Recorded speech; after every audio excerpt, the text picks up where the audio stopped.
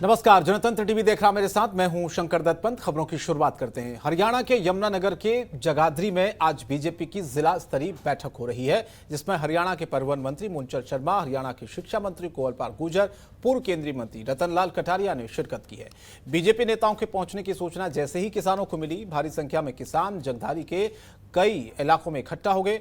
कई गाड़ियों में सवार होकर किसानों ने अलग अलग चौराहों पर मोर्चाबंदी करके हर आने जाने वाले बीजेपी के लोगों को रोकने का प्रयास, काले झंडे दिखाए। इसके बाद किसान बीजेपी की बैठक स्थल के नजदीक तक पहुंच गए। पुलिस ने भारी बैरिकेडिंग की, सुरक्षा के इंतजाम किए, लेकिन किसानों ने बैरिकेडिंग तोड़कर मीटिंग हॉल के बाहर पहुंच गए। सरकार विरोधी नारे लगाने लगे।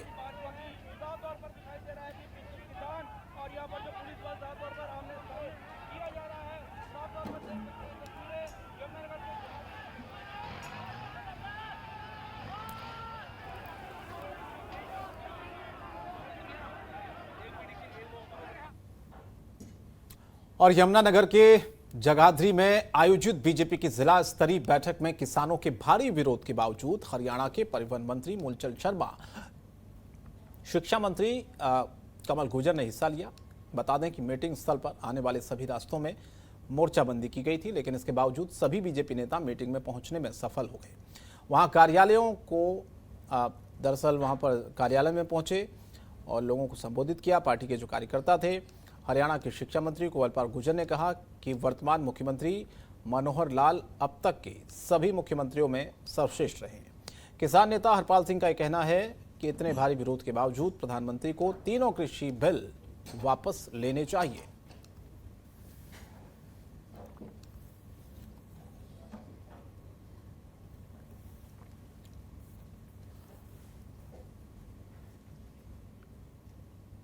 हरियाणा में 86 दिन बाद बच्चों के लिए सरकारी और निजी स्कूल खुलने जा रहे हैं। राज्य सरकार ने 6ठी से 12वीं कक्षा तक के विद्यार्थियों को इसी महीने से स्कूल बुलाने का निर्णय लिया है। 9वीं से 12वीं कक्षा तक के बच्चे 16 जुलाई और 6ठी से 8वीं के विद्यार्थी 23 जुलाई से स्कूल आएंगे।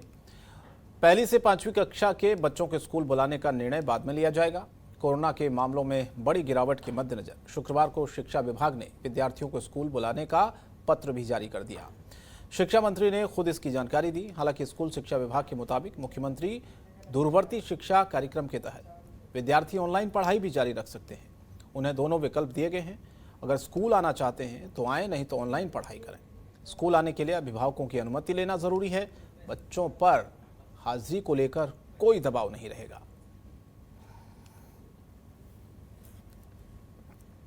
नए केस है वो लगभग शून्य है। तो इस सारे को देखते हुए निर्णय लिया है कि हम स्कूलों खोल लें और 16 तारीख तक 15 तारीख तक हमारे स्कूलों की छुट्टी है। 16 तारीख से जो 9th से 12th तक की जो कक्षाएं हैं वो हम शुरू कर रहे हैं। और उसके बाद अगर सारी स्थिति ठीक रही तो निश्चित तौर से उससे जो छोटी क्लास है तो जल्दी हम स्कूल खोलने का काम करें। तो उसके लिए भी नहीं, अभी डेट निर्धारित नहीं की गई। एक बार स्थिति देख लेते हैं सारी। तो जैसे स्टेप बाय स्टेप हमने पहली बार भी हमने खोले थे, तो उसी प्रकार से एक स्थिति देख लेते हैं तो जल्दी उसका निर्णय लेंगे अभी क्लासें खोलने का। नहीं, पूरे स्कूल खोले जाएंगे और उसमें सोशल डिस्टेंसिंग का हम ध्यान रखेंगे, क्योंकि अभी स्कूल कम जिससे हमने क्लासें खोली है तो उसमें सोशल डिस्टेंसिंग निश्चित तौर से देखिए अभी हमने उसका कोई इस प्रकार का तो कोई निर्णय ले लिया कि अगर कोई स्कूल में नहीं आता है उसकी गैर हाजिरी लगेगी, या सरकार का कोई या उसको उस गैर हाजिरी को गैर हाजिरी माना जाएगा, ऐसा कुछ नहीं है। तो ठीक है, लेकिन बच्चों को सभी को हमने बुलाया कि सारे बच्चे स्कूल में आएंगे। और केंद्रीय मंत्री पद से इस्तीफा देने वाले रतनलाल कटारिया आज बीजेपी के कार्यक्रम में शिरकत करने यमुनानगर पहुंचे। उन्होंने मीडिया से बात करते हुए कहा कि बीजेपी है, आज सरकार में, कल संगठन में हो सकता हूं, क्या पता कल इससे भी ज्यादा पावरफुल बन जाऊं। रतनलाल कटारिया ने कहा कि 40 साल के दौरान दर्जा कम होता है, कभी बढ़ता है। हम तो पार्टी के वर्कर हैं।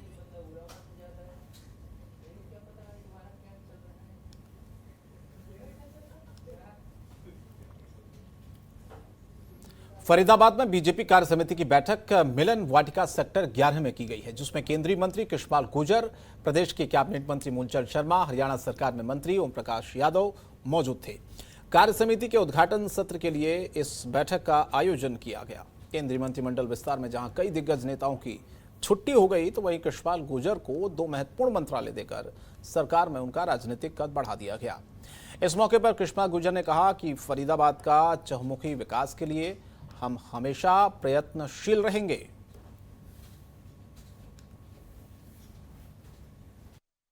लगातार आप देख रहे हैं बैठक तो हमारी नियमित होती है, मंडल से लेकर केंद्र तक लगातार पार्टी का एक सिस्टम है।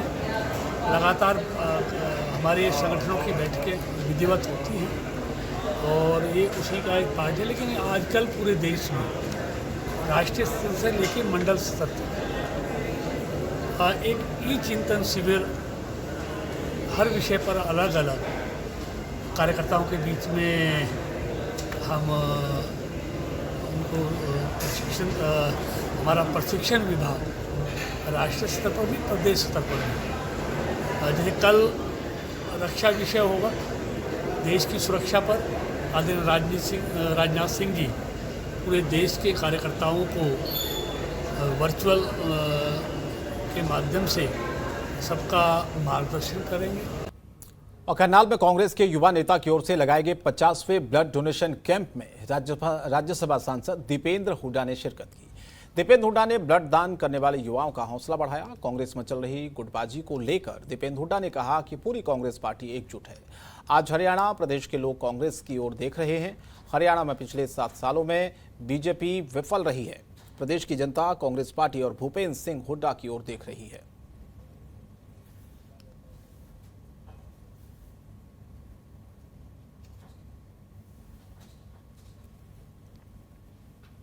बीजेपी जिला पंचकुला की कार्यकारिणी बैठक का आयोजन शनिवार को सेक्टर 16 में हुआ है। बैठक में पंचकुला के विधायक ज्ञानचंद गुप्ता, पूर्व कैबिनेट मंत्री कविता जैन, महिला मोर्चा की राष्ट्रीय कोषाध्यक्ष लतिका शर्मा सहित कई नेता कार्यकर्ता मौजूद थे।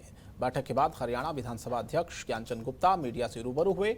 उन्होंने कहा कि जिला कार्यकारिणी की बैठक करीब 1.5 साल बाद प्रत्यक्ष रूप से पहली बार हुई है। हालांकि वर्चुअली बैठकें जरूर हुई थी। उन्होंने कहा कि जिला कार्यकारिणी की बैठक का मकसद संगठन को मजबूत करना है। ज्ञानचंद गुप्ता ने कहा कि प्रदेश संगठन के जो आदेश हैं और जो प्रदेश कार्यकारिणी ने निर्णय लिए हैं, उन निर्णयों को नीचे तक लागू करना है। बताया कि 15 दिन के अंदर सभी मंडलों की कार्यकारिणी की बैठक भी होगी।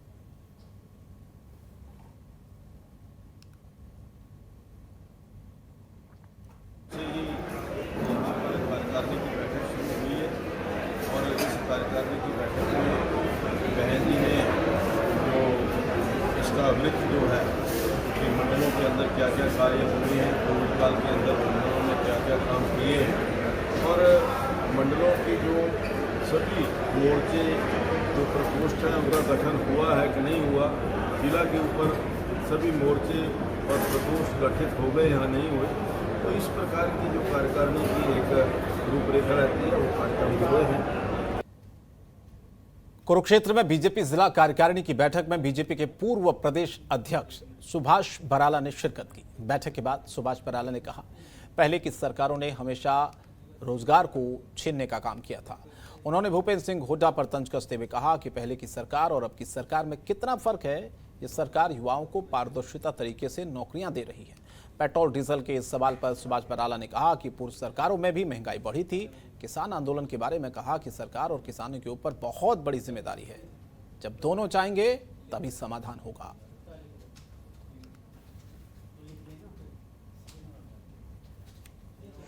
जो जिला इकाई है उसकी बैठक का आयोजन यहाँ पर किया गया है और इन बैठकों में जो नए कार्यकर्ताओं को जिम्मेवारी मिली है, ऐसे सब कार्यकर्ताओं को भविष्य के लिए जो भी प्रदेश इकाई से काम तय होकर के आता है वो जिला इकाई के माध्यम से निश्चित कार्यकर्ताओं को देना। इसके साथ साथ जो हमारी केंद्र और प्रदेश सरकार है उसकी जो जनहित की नीतियां हैं वो निचले स्तर तक जनता तक पहुंचे, जनता को उनका लाभ मिले। हरियाणा के यमुनानगर में बीजेपी की जिला स्तरीय बैठक में पहुंचे हरियाणा के परिवहन मंत्री मूलचंद शर्मा ने कहा कि हम अपना काम कर रहे हैं, किसान अपना काम कर रहे हैं। उन्होंने कहा कि तीनों कृषि बिल ऐतिहासिक हैं, जिसकी दुनिया भर में तारीफ हो रही है और इस बिल के लिए कार्रवाई कांग्रेस के समय में मनमोहन सिंह सरकार द्वारा शुरू की गई थी। उन्होंने कहा कि अगर इन बिलों में कोई कमी है तो बैठकर बात की जा सकती है। किसानों के विरोध को लेकर उन्होंने कहा कि किसान खलिहान में काम कर रहा है और ये नेता लोग हैं जो सत्ता के लिए नेतागिरी कर रहे हैं। उन्होंने ये भी कहा कि अवैध माइनिंग करने वालों के खिलाफ सख्त कदम उठाया जाएगा।